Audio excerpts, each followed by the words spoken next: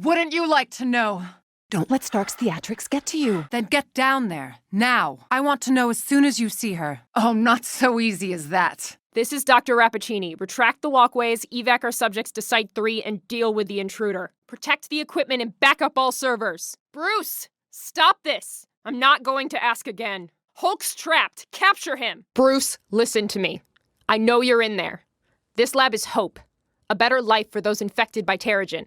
For the world. I won't let you destroy that. I'm sorry, Bruce. Restrain him. These experiments will save millions. I wish you could see that. I don't want to hurt you. You forced my hand, Bruce. One life isn't worth the world. Gotcha. Tiny Dancer. Doesn't have as much bite as Black Widow, does it? I am. It's nice to be appreciated. That may have worked with Taskmaster, but I'm not stupid enough to fill in the blanks for you, Romanoff. That's part of it. But I have grander aspirations. Not everything's about you. Somewhere safe. You can't have all my toys. No, not toys. Noble sacrifices to the greater good. Mock me. But everything I've done has been for the future of humankind. Collateral damage is inevitable. You should know this better than most. Wouldn't you like to know? Doesn't everything with you? I haven't forgotten A-Day. The Avengers have done enough damage, cost enough lives. The world saw that on A-Day. We don't need you anymore. You read my mind. Captain Rogers. Don't leave us just yet. He leaves the details to me. Stop what you're doing. Now. And he never will. You have been selected to work with extremely confidential data on the basis of your intellect and abilities. New personnel at the Terrigen Initiative are expected to be familiar with all prior findings with regard to the experimental regenerative Terrigen hemoglobin catalyst formula, henceforth the regenerative formula. The company intranet has an archive of all previous research. The applications will become clear, but for the purposes of security and shareholder obligations, we filter our results. The primary goal must always appear to be the complete cure of the inhuman condition through use of the formula, even if your work takes you in another, more important direction.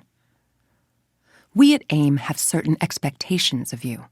Failure to live up to expectations at this stage puts you in a dangerous position, operationally speaking. You have all been through rigorous vetting. We are working with arguably the most important discovery in the history of scientific inquiry. Do not disappoint. Although we must always acknowledge the loss of human life on A-Day, we have been given an unprecedented opportunity, a large-scale human trial on the effects of exposure to Terrigen. Terrigen has an immediate reaction to water, creating a fine particulate mist. For a fraction of human subjects, this Terrigen mist has a profound transformative effect. We have since isolated a mitochondrial DNA shared by this subgroup. Thus far, only those we have dubbed inhuman have entered terrigenesis upon exposure. A closer examination of inhumans is underway, but the early reports are both fascinating and distressing. The genetic distinction in question arise identically from multiple geographically diverse populations. I've tightened the security on these reports, but it seems almost inescapable. At some point in the past, someone or something did this to us on purpose. Our understanding of terrigenesis continues to increase, with certain commonalities being identified. All inhuman subjects form a protective cocoon around their bodies during the process, though the structure is more akin to a chrysalis. I'm afraid the catchier name has stuck. The gestation period varies wildly, and the mortality rate is still high. But surviving subjects emerge changed, and from there, no two metamorphoses are identical. There also appears to be a psychosomatic component to the mutations, a connection between the consciousness of the subject and the change. Work with the regenerative formula on Project Adaptoid advances in parallel, with great strides being made in the mimicry of inhuman abilities. That research group must remain isolated from the rest and away from any diagnostic equipment that would allow study of the regenerative formula itself.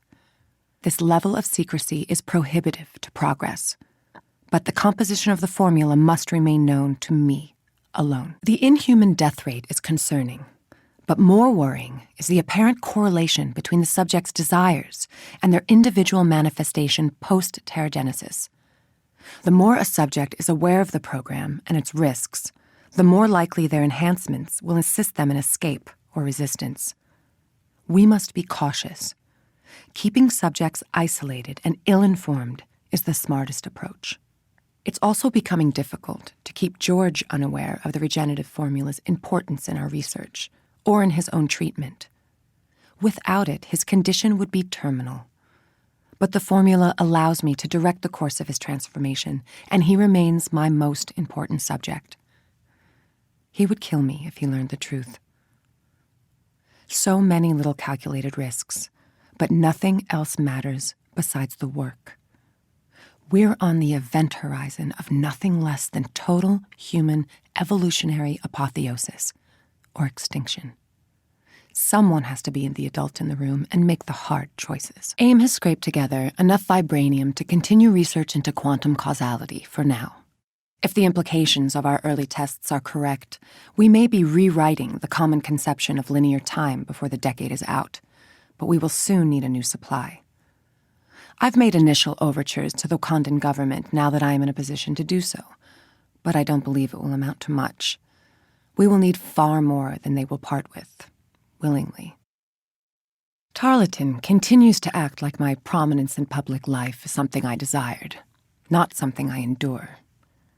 Before A-Day, I mirrored his resentment at being sidelined by Tony in the Avengers. I let that be our bond, a false longing for credit and fame, as if I didn't manufacture the situation to position myself exactly where I wanted to be. People are always willing to believe that you share the same desires. From there, it's all momentum and inertia. A gentle push here, a single word there. Then you let them do the work and think it was their idea all along. People can be so easy. I have enough of a foundation in psychiatry and human behavior to diagnose and categorize my own particular mental illnesses and pathology. I am not deluded. I know that chemistry can render my mind suboptimal, and that I must take responsibility for maintenance. Once, to eliminate the possibility of confirmation bias, I hired the best psychologist I could find and allowed unfettered access. I could tell she was horrified, but she hid it well. It was a waste. She refused to believe that I was not made who I am by trauma. She needed so badly for there to be some answer, a clear causation to my need to control, a reaction to a stimulus. The real answer, of course, scared her too much to consider. I'm a shadow without a light source. Trauma didn't make me. I made me. In my position, with my resources and abilities, how could I not do what I have done? It would be an abdication of my responsibility to my species not to. I had her killed afterwards, like I had always intended. I avoid intoxication. Social situations demand that I sometimes put on a show, but I am not in the habit of relinquishing control without getting something in return. That's out the window tonight. Just received the final report from the archaeology teams. Every geographic site we've linked to inhuman origins shows the same signs. Unmistakably extraterrestrial. This changes things. If they've been here once. I've opened a bottle, locked the doors, and blacked out the security system long enough for me to sink into oblivion for an evening. I deserve it. I am so lonely. I don't need something so trite or squalid as companionship. What I need is the one thing I cannot have. Someone I can depend on. I'm so tired of doing this alone. I just need there to be more of me. I don't blame the rest of them for resisting what AIM must do. Not everyone can see what's coming. If they understood what I was doing and why, they would try to worship me.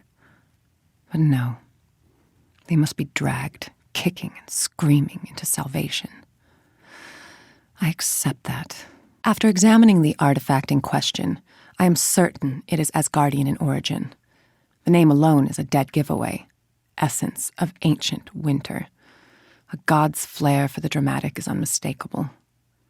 Our tests suggest it was once part of a larger construct capable of much greater output.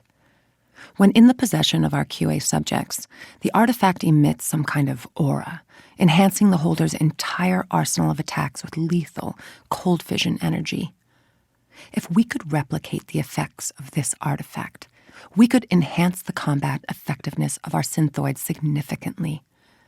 I especially appreciate the potential of this energy to literally freeze enemies where they stand. I'm sending this artifact along to our Asgardian research group. Perhaps Dr. Gable can unlock its secrets. I felt the barest tickle of an idea last night, but I awoke this morning with utter certainty. My time is done here. The returns will diminish until I can no longer justify the loss of any more hours of my life. I've achieved far beyond my original goals, especially with what I've learned from Dr. Banner. But control of the Terrigen Project is already sliding from my grasp. Knew this was imminent. Working in such close proximity to Stark and his satellites had its privileges, but they were never going to put me, much less poor little George, on equal footing. So now I step on their throats and take it all. I find myself wanting to rush to the finish line, which means I must be cautious. The preparations must be precise and airtight, and even then it will be a high-wire act. But this is worth the risk. This is the next step. Or none at all. If people think I'm lucky, then they're discounting something I've done to get here. I prefer it that way. But the truth is, there was always going to be an A-Day. Everything was accounted for, except, of course, that thing beneath the bay. Masters and his associates, after their false flag attack on the bridge, were supposed to steal the reactor, kidnap a member of the Avengers, and crash the Chimera. If I'd had it my way, it would have been much worse. I would have dropped it right on the city, with more high-definition footage of the disaster. But it was enough. It did exactly what I'd hoped. It broke the Avengers and cleared the path for AIM. And for me. Yes, I had to pivot my plans on the day, of course. Contingencies and improvisation are part of the job. If A-Day had never happened, sooner or later the Avengers would have threatened our ability to freely pursue our research. It wasn't enough that we removed them from the playing field. A-Day let us break them as an idea, and we did it to protect our future. It was never personal for me, and I'd do it again. Now with the Avengers gone, someone had to fill that gap. We made sure we had all the resources we needed to do so. AIM was a fortress for our future because I made it so. Sooner or later, I'm going to move beyond the need for AIM, or for George. And I think when that day comes, he and I will have some delicate negotiating to do. But the difference is, like always, I'll be ready. Do you honestly think that you are my only pet senator? I don't need you. I've been planning this for a long time, and if you can't apply the leverage we require, someone else will. And then everyone can read all about the senseless home invasion robbery that ended in you and your family's deaths in next week's news. I told you in Des Moines when I purchased your services all those years ago that I would have a task for you someday. If you choose well, once this is over, you will no longer owe me a debt. We both know that's all you want. So be a big boy and get ready to dance for me. Banner will be your weak point. I've been preparing him for you, and I will tell you just where to dig. With the right pressure, he'll do more damage than you ever could. Then, when the Avengers are bleeding in public, I'll need you to sponsor the legislation I've attached. Don't change any of the language. Like all of this, it's non-negotiable. M. Need to start preparations for a potential withdrawal sooner than anticipated. Not ready to leap just yet, but George is increasingly paranoid. I would have given anything for a few more stable years, but it's not going to be. The most likely risk is that somehow between the Avengers' insurgency, George's hubris, or internal failure, the public learns of the scope of what AIM has been doing, or even just a hint. They'll want blood, a figurehead to be crucified. George never even wondered why I didn't want to take the public role. Even if they find some way to connect us to A-Day, I've made sure the last shreds of evidence point to him. There's also the possibility that even if we maintain secrecy, George grows beyond my ability to predict, or simply goes mad. If that's the case, I have to find some way to excise him from AIM and retain control, as well as survive. One way or another, our time together is up. The following projects should be scrubbed from internal network and moved to the quantum backup system. I don't want anyone beyond our immediate project leads to even be aware of these initiatives. Most of these will look like folly, but there's a purpose behind each of these choices. Chances are none of them will come to use. You should remain familiar with the top-level descriptions of each of these initiatives and the roadmap to their completion. The nuclear-shielded arcologies will take the most time. Neither site will be completed within the next decade. Still, I would rather have a self-sustaining subterranean city than not. The majority of the other projects involve human trials, so you understand why it's important that they no longer be available to anyone without clearance. While you're migrating these databases, let's increase the resource allocation to both the teams working on rapid clone tissue maturation and post-death mind state recordings. I'd like to see those projects' proof-of-concept proposals as soon as possible. As you know, because of Tarleton's antics in San Francisco, we're dealing with difficult questions from our investors.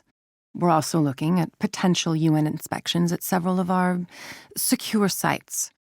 I want to assure you all that I have the situation well in hand. AIM will experience a bit of bad press, but our organization has never been stronger. Tarleton lacked vision. He was too emotional to lead AIM. I will not make the same mistake. Now, I have several new initiatives that I would like to discuss with this council. I needn't remind you that none of this information can leave this room. I'm not interested in excuses. I've read the reports. Several S.H.I.E.L.D. agents held captive in your facility were rescued right under your nose. Those prisoners have seen too much. We cannot afford to allow any more to escape, or several of our projects could be threatened. S.H.I.E.L.D. was all but dismantled after A-Day. But with the return of the Avengers, they've once again become a thorn in my side. Of course, Fury left behind a contingency plan. Should have known. But adaptability is one of my strengths. These so-called S.H.I.E.L.D. protocols may actually prove to be a boon for AIM. If my enemies can benefit from the contents of hidden S.H.I.E.L.D. vaults, so can I. It's time for us to ramp up our cloning program. I'm a testament to its success, and I believe we can replicate more than just physical matter. Intellect, mutations, instincts, even superpowers are now possible. Why bother recruiting new enforcers when you could simply create copies of loyal servants? Work on our Hive program is progressing nicely, even with interference from the Avengers. The discovery of our hives was inevitable, but AIM's reach is now too far to be contained. Even if the Avengers could convince the government and the public that they're not dangerous, that they should even be reinstated, they could never hope to fully contain what I've created.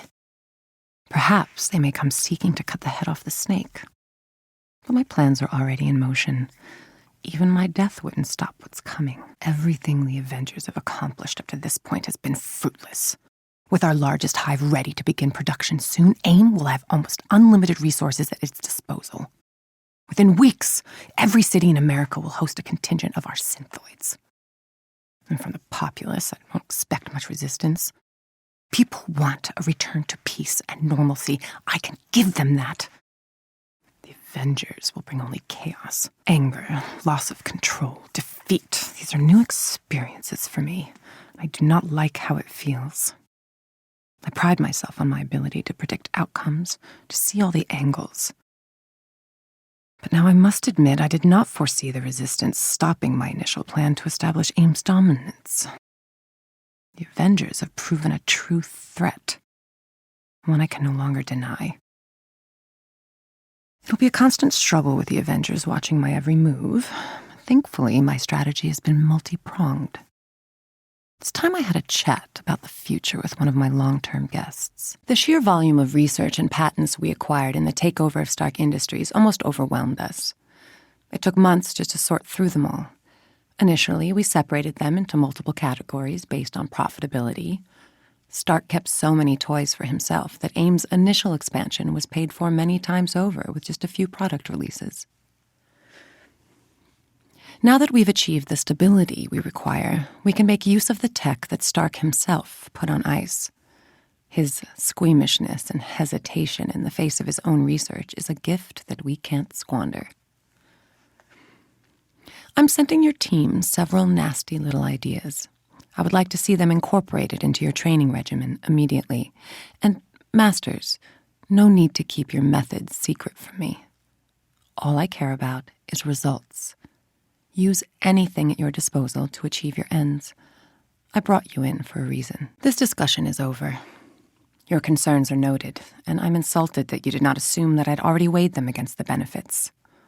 Far from being a risk, Tony Masters' past as a SHIELD agent is added benefit to his appointment to the Adaptoid Project. Masters' innate photographic reflexes make him uniquely qualified to serve as the model and guide for our next phase of AI. His unequal talents of observation and mimicry will provide the baseline image for our combat simulations. But whereas his body is flawed and weak, the potential of our synthoids will be limitless. Once he has served his purpose, each generation of AI will be able to instruct the next. But for now, we need Masters. Stop trying to throw each other to the wolves. I take full responsibility. Despite her education, Dr. Helen Gable had no business in our Asgard initiative from the beginning. All the markers were there. The rigid, legalistic thinking, the speech peppered with unconscious religious allusions, her childhood history. I knew all of it, and I put her in charge. Descent into hyper-religious mania was a predictable outcome. We don't know what Dr. Gable has planned with the artifacts that she stole, or how she was able to convert so many AIM personnel to her cause when she defected. Yes, this concerns me, but I don't regret it.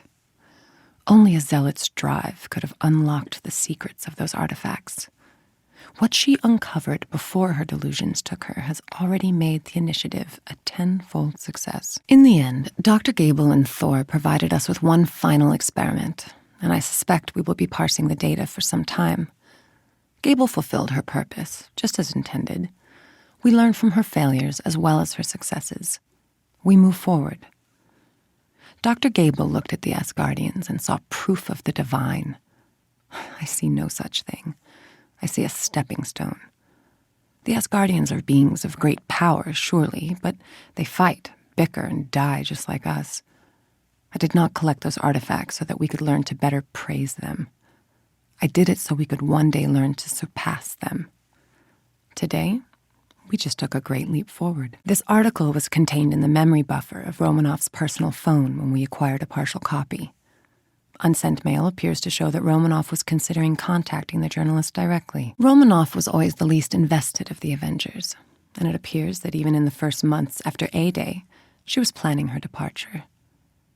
Our most reliable predictions show a strong probability that in her camp security breaches, which represented an enormous risk, Romanoff was searching for a way to profit from the chaos. Her contact with former black market associates that following week all but confirmed this prediction. While it might be attractive to offer a diagnosis of borderline personality disorder, that doesn't match the observed behavior. What we do see, without much doubt, is a person who has already begun to revert to earlier learned survival behaviors. Miss Romanoff's time as an Avenger was brief compared to her time as a SHIELD agent or as a mercenary. Confronted with the disillusion of her social group, she will prioritize her own safety and freedom above all else. She will not take any risk that would threaten her livelihood. We will be meeting tomorrow to discuss the systemic failure that allowed an undercover operative to access sensitive financial data and divert billions to a charity right under your noses. This was deliberate and meant to embarrass us. Expect repercussions. A former Avenger infiltrated this organization and, before being discovered, managed to breach our security as well as steal billions of dollars. A former Avenger we had written off. I will accept my own responsibility in this failing, and so will you, whether you want to or not. Good catch. It's Stark. Myth sign. It's an anagram for my things. Not even a clever anagram. He's not trying to be sneaky because he thinks this is beneath me. Let the deal go through, but send the wrong shipment in place of ST7981. Apologize profusely, blame shipping, and then send the rest of the garbage he has no interest in. When he asks about the missing lot, tell him it's adorable to see him so sentimental, and Monica will be sure to keep it close by. Then have legal file any and all lawsuits and complaints against MythSign LLC. Take the lawyers off their chains and let them smell blood. 60. Thank you for getting the station's private network operational. It seems even Tony Stark was unaware of his father's more esoteric enterprises. For someone so in love with his legacy, Tony spent precious little time maintaining it. Howard Stark prepared the station for war, so I imagine the transition into a working laboratory wasn't easy. You can be sure you will be handsomely rewarded in due time. Knowledge of this lab is to be shared with no one, AIM security clearance or no. You will be rewarded handsomely for your loyalty, but your livelihood is heavily dependent on you keeping your end of the bargain. Sincerely, M. Subject is now in what amounts to be a medically induced coma, which will allow us to do our experiments in some semblance of peace. We're still working on a way to do a full assessment of subject's unique abilities without giving away our location and scrapping the whole project. There are a number of ways forward here, and I've consulted with several experts on purely hypothetical methodology. Some suggested I still consider subject for the Adaptoid program, but his abilities are too tied to human physiology. Some also suggested we wake him up, but I've seen the damage he can do. Even in the vacuum of space, he's far from harmless. I find myself talking to him. I know his particular set of abilities don't give him the intelligence to understand what I'm trying to accomplish here, but lacking a similar intellectual confidant leaves me speaking with the ether, in subject's general direction. There's so much more we could gain from him beyond a regenerative formula or rapid cellular duplication or any other plate I currently have spinning. But that requires waking a sleeping dragon. And I happen to enjoy having my head firmly on my shoulders. Anyway, blood cultures are looking just as remarkable as last month and the month before that. I almost feel bad keeping this kind of marvel from George, but I suppose there are actually 2 sleeping dragons in my life at this moment. Stark, I know you still check this address. Your antics are becoming tiresome. Stop them, or I'll be forced to take legal steps to make your life even more miserable than I imagine it already is. You're not the only faded hero who decided to secrete themselves in a cave of their own making. Find other ways to amuse yourself. Monica. On a personal note, we haven't worked together before, so I thought it fair that we establish protocol. We allowed you to purchase the Stark holdings because I knew that it would personally infuriate Tony, which will in turn keep him emotional, reactive, and predictable. However, you will function effectively as a subsidiary of AIM. You will sell to us first at the prices I set. I must stress that this is not up for discussion or debate. I own enough shares to oust you before lunch, should you and I fall out of each other's good graces. I hope you will understand and appreciate my bluntness in this matter, but it's better that we get on the same page now. Please don't think of this as a threat, but a motivating promise. I look forward to many years of doing business together.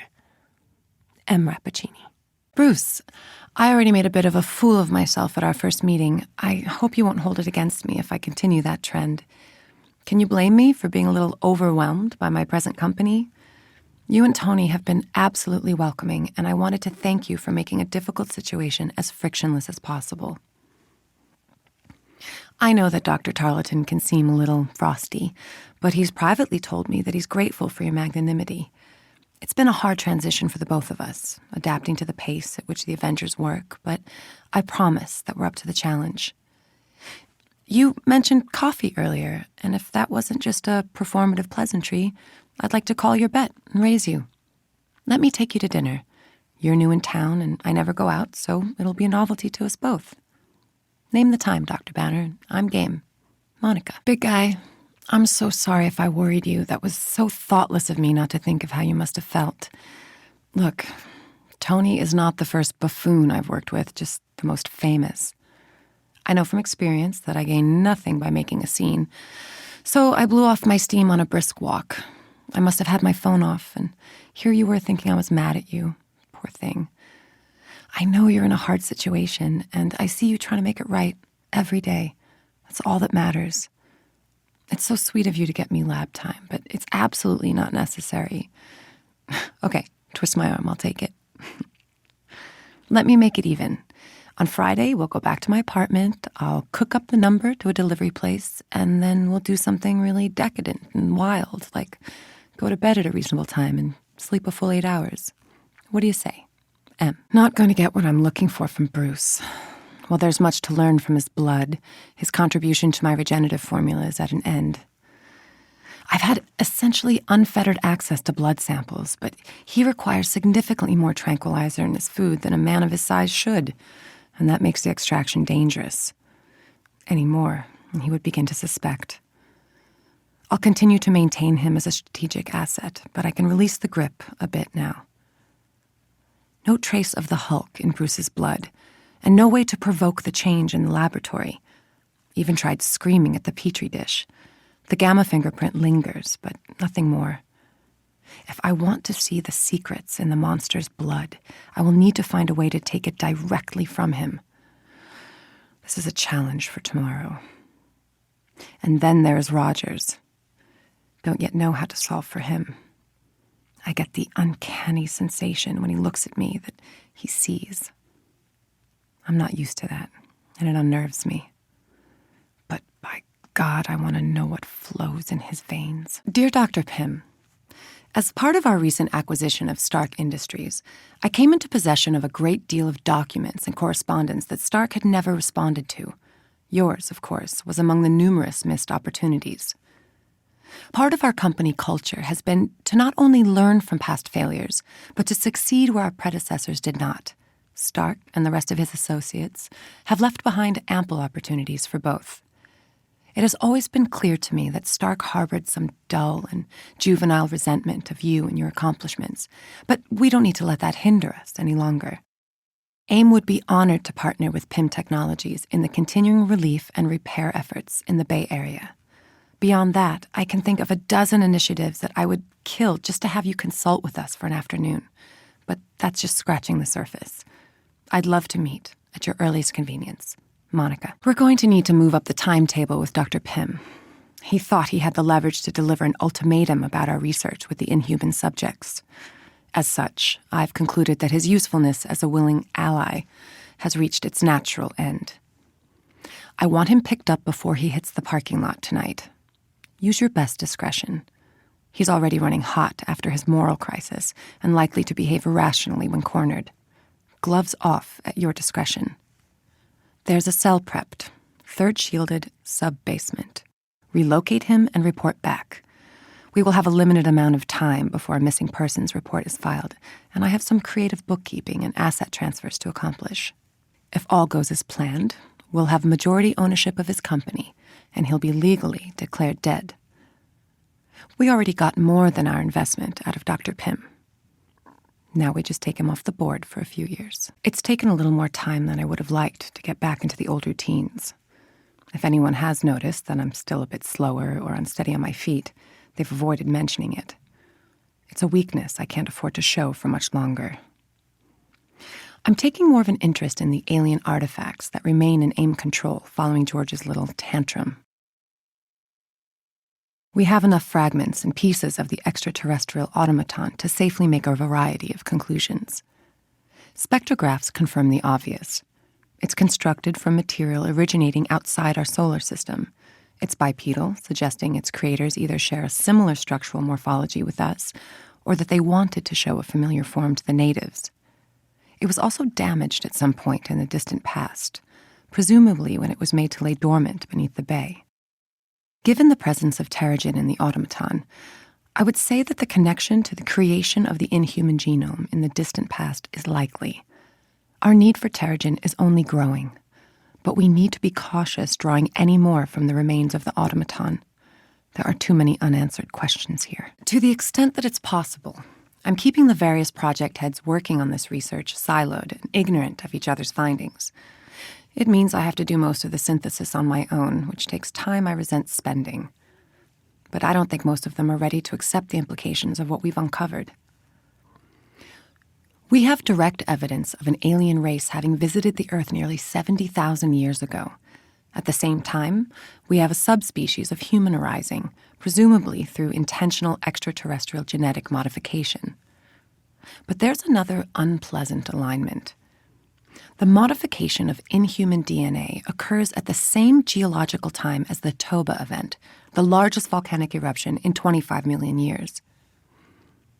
In the decades-long winter after, human populations dropped to as low as 1,000 individuals. All things told, triggering a volcanic eruption of that size would not be terribly difficult for AIM today. It would just be suicidal. So it seems, in order to ensure rapid inhuman propagation, our alien visitors either took advantage of the genetic bottleneck caused by a global catastrophe, or they created it on purpose. Assuming the aliens who created the inhuman genome are the same species who created the automaton beneath the bay, that gives us a rough timeline. The visitors arrive just before or just after a global catastrophe that reduces the human population of the Earth to only a few thousand. They take a portion of the survivors and alter their DNA for some unknown reason. This inhuman genome lies dormant until activated, and human populations begin to grow again, both inhuman and unaltered alike. Thousands of years later, they send the automaton. I surmise it was to observe their experiment. The automaton has weapons unlike any we've ever seen, but the vast majority of its systems are geared towards observation and recording. But when it arrived, someone here on Earth put it down, forcing it to hibernate beneath the bay. I don't like that unknown. There's another player on the board. Finally, just before its destruction, it sent a transmission. We're still trying to make sense of the chaos in the signal, but we can tell where in the sky it was pointing. Somewhere in the large Magellanic Cloud. All of which leaves us with a near inescapable conclusion. Sooner or later, they're coming back. Hi, Phil. It's been a long night for all of us here at AIM HQ, but I'm confident the crisis is under control. Our new adaptoid security forces have... Absurd rumors, Phil. I can say with utmost confidence that the Avengers are nothing more than terrorists. AIM is committed to finding a cure to the inhuman disease, and we're close. Their actions tell us all we need to know. If not for the efforts of my AIM synthoids, the Avengers would have crashed their helicarrier into Manhattan. We cannot let this happen again, and AIM will make certain it doesn't. We're close to a breakthrough. We should be able to send back a working prototype on our next connection. Excellent. Years of scientific progress in less than 30 days. Not for me. Patience. It will be worth it. On that note, I have good news. Our guest has finally agreed to help. Remember what's riding on this. I keep an eye on all of my operations, Ulysses. The reports from your inferiors are concerning, at best. You destroyed a heritage site? Is that correct? Ancient Wakanda knew more about vibranium than anyone in my company. You may have just burned thousands of years of research notes and experiment logs to the ground. I am building an army to fight an alien invasion no one believes we can survive. Your daddy issues are no longer my concern. There is very little vibranium in the scientific community upon which we can test our hypothesis, but the trace amounts we acquired on the black market show incredible promise. This galactic metal absorbs all kinds of kinetic energy and can repurpose it into other forms, including the physical. While Terrigen was our ticket to financial stability, vibranium gives us the competitive edge we need in pursuing more otherworldly ventures. I have seen Captain America's shield in action, so to speak, and anecdotally can confirm that vibranium is as magical as it seems. The only way to find enough to create replicatable studies, however, is by getting it from the remote African nation where a meteor crash landed thousands of years ago, full of the impossible metal. I attempted to broach an agreement between Wakanda and AIM after the Avengers were disbanded, and got nowhere. I even considered waking the good captain from stasis to use him as a bargaining chip, but the risks at the time were too great. With his Revival, he may still be our ticket inside. Claw, you can have your army, but there is a condition. Wakanda is a country that has withstood invasion for thousands of years. They have been able to experiment on vibranium uninterrupted for generations. The metal alone is useless without that knowledge. Otherwise, AIM will always be behind Wakanda in technological prowess, and you know we can't have that. That may mean taking some of their scientists hostage rather than disposing of whomever gets in your way. I've heard that isn't your forte in the past. Is that going to be a problem? Security, what's going on? I'm getting alerts across the board. Security, one of the servers has gone dark. What are you doing up there, Hulk? You should have stayed in the desert. The least you could do is look me in the eye while you destroy my work. You really are that gullible, aren't you? Theta Team, kill the Hulk. Theta Team, I thought I made myself clear. Make sure Bruce gets this message. You are going to regret this with every fiber of your being. Avengers. No unauthorized personnel in the extraction lab. It's unsafe. Stop them. Up the voltage. Reset. We're going again. We can't let them interfere. Diverting all power to the remaining 2 channels. Again, protect the last one at all costs. It must stay open. Do you understand? Don't stop the experiment. That's an order. No! Clear the chamber, now! Get him out of here. I'll deal with you myself. You're just a small inconvenience. You can't stop progress. Don't you want to see what his mind is truly capable of? I can harness it, and I won't let you stand in my way. MODOK. Avengers. Cho. Bruce mentioned the little Gamma, hobbyist pestering him for his lab notes. Who knew she'd grow up to be a thorn in my side? Avengers. Forgive me if I stop you from completing your mission. You'll get your turn, Abomination. To all AIM personnel, take the Avengers down. Stop them. Not yet. Assault team, do not let them reach our asset. Well done, men. Fine. We'll start the experiment early. Thank you for participating in this experiment, Avengers. I'm sure the data I'm about to gather will be most informative. Well done. I expect this field test to be smoother than previous attempts. Employee injury will be within acceptable limits. Rappaccini out. Defend the lab. All security respond, now. You made a big mistake, Avengers. You'll never make it out of here. Don't let them interrupt the sequence. If they want to meet our creation, let them.